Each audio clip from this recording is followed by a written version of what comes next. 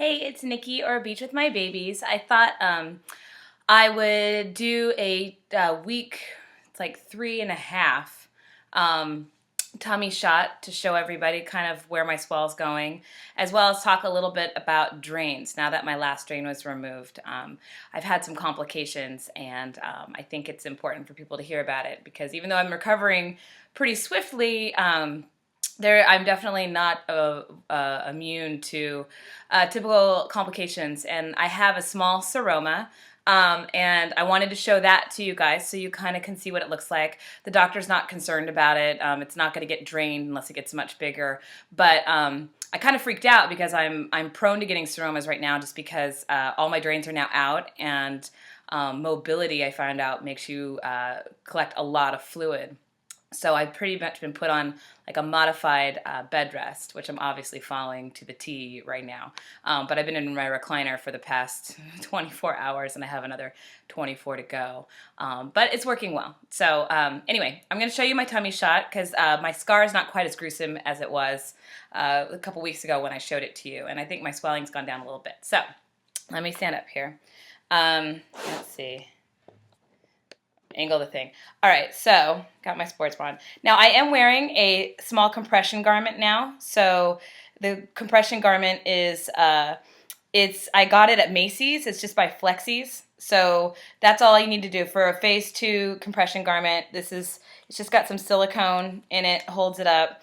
They're like bike shorts. You can't. There go, like right about here. Woohoo! So compression garment. Okay. I'm not going to show you too much of my tummy because it is pretty low, but here's my my tummy now.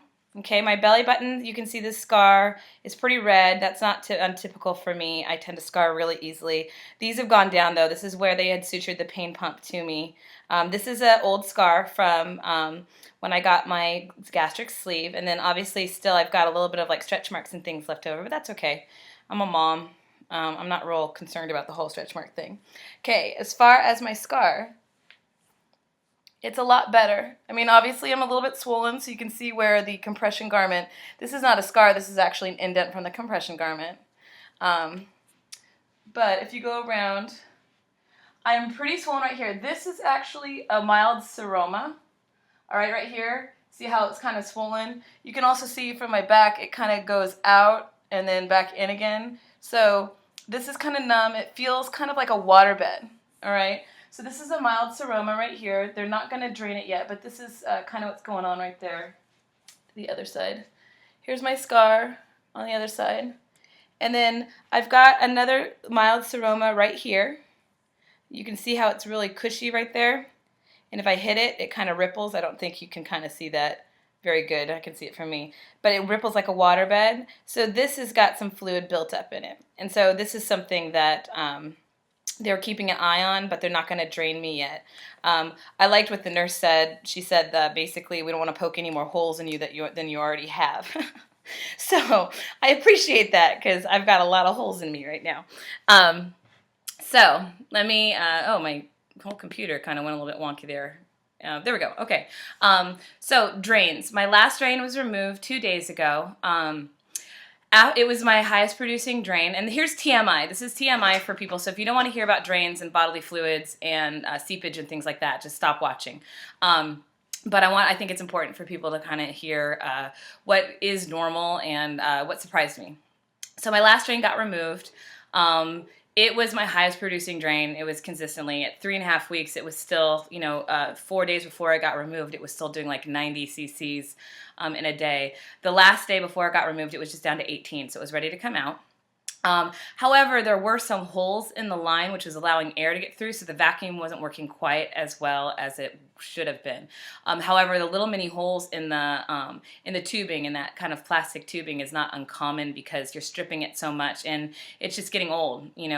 Things aren't meant to last forever, especially medical tubing and things.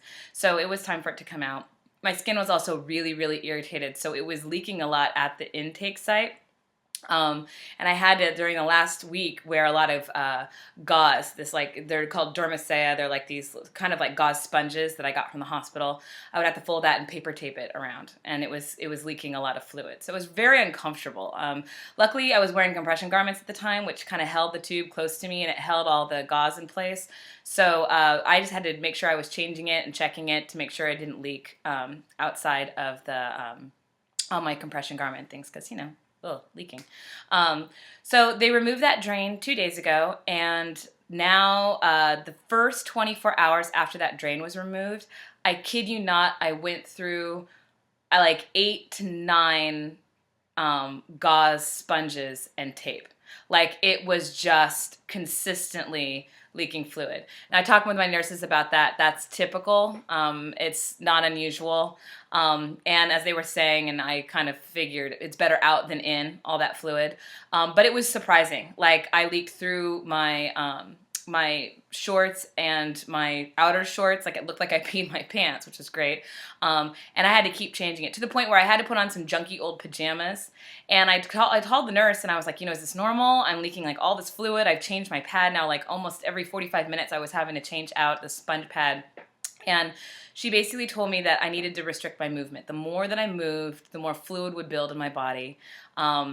And I needed to stop. And she asked me if I did anything. I said, yeah, after I got the drain removed, I went to Target because I have two kids, and we were really low on a lot of stuff. So I did some shopping at Target, and I came home. And she said, yeah, it's just too much activity, so I highly suggest you don't. So I had to send my kids off yesterday, and I pretty much laid in my recliner pretty flat. Now that the tubes are gone that kind of went over my hips and down to my back, the two last tubes were the ones that drained from my back, so the tubing ran inside me around the sides. I can now comfortably lay on my sides easy. So it was clearly the tubes that were making that really uncomfortable.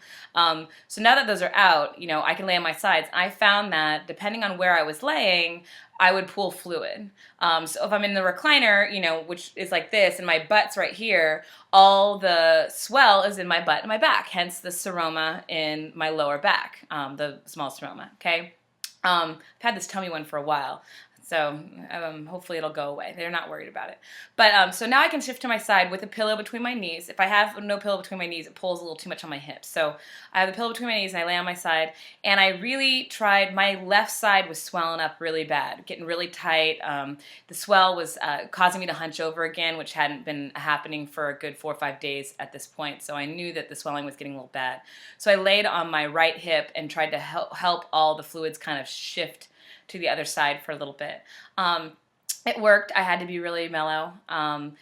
Today, again, my parents, who are godsends, have taken my daughter, my 3-year-old daughter, and my son is at a camp today. So my plan today is, again, to just lay in the recliner.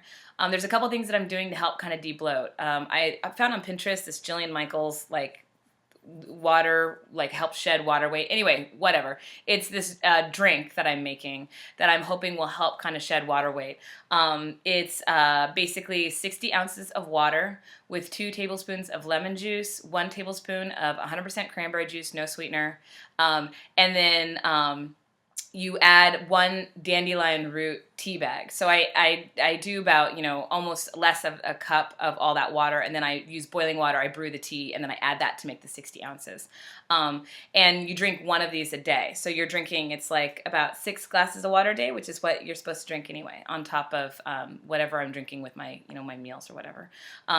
So I'm drinking that. I don't know how that's going to go. It's a 7-day process, but from what I've researched, the dandelion root is supposed to be helpful as far as getting toxins out of your liver. Cranberry also is really good for your digestive tract and your urinary tract. And the lemon juice is also a digestive. So I'm hoping that by drinking this, it's going to help kind of flesh out some of the fluid that I'm retaining, since I'm creating more fluid right now with the drains. The other thing that I've been doing, actually that's about it. I'm not really taking Tylenol anymore. I'm not on any painkillers anymore. The pain's really manageable. It's just the bloat.